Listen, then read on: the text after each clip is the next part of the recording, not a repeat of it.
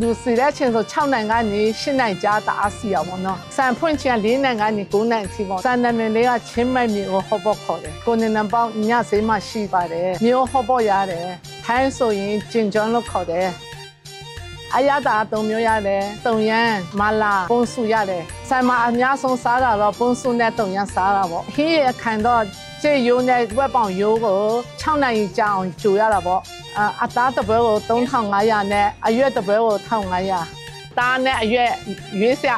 အမျိုး30လောက်ရှိတယ်လူနှစ်ယောက်လာစားရင်2000နဲ့25000ဝန်းကျင်လောက်စားရင်ဟွာတယ်ပေါ့နော်အချင်းကထန်းစစ်ဖို့အစိမ်းရောင်ချင်တဲ့မူကြီးတိချင်ရတာပေါ့နော်အစိမ်းရောင်ချင်ကချင်တဲ့စတယ်မူကြီးတိချင်ကနည်းနည်းချိုတဲ့ရတာပေါ့နော်လူအများစားရင်ဝက်သား3ထပ်သားဝက်တစ်လုံးအိမ်မှာကိုယ်တိုင်လုပ်တာပေါ့နော်အမဲသားအမဲရှာအဲ့လည်းစားတာများတယ်မျိုးဟောပေါ့အပြင်တခြားအစားအစာဆိုရင်ထိုင်းဝက်ကုတ်သားနဲ့ကြက်ကြော်လုံးပေါင်းနဲ့ရတယ်အေးရကြတော့နီမိုတီပင်းဖိန်းနဲ့ဆန်ချိုအေးအဆန်မအများဆုံးတောက်တာပေါ့နော်စိတ်ပန်လန်17နဲ့17ကြားမှာရှိတယ်အန်ဒီလို့ချင်းမိုက်မျိုးဟောပေါ့အလုံးလာစားဖို့ဖိတ်ခေါ်ပါတယ်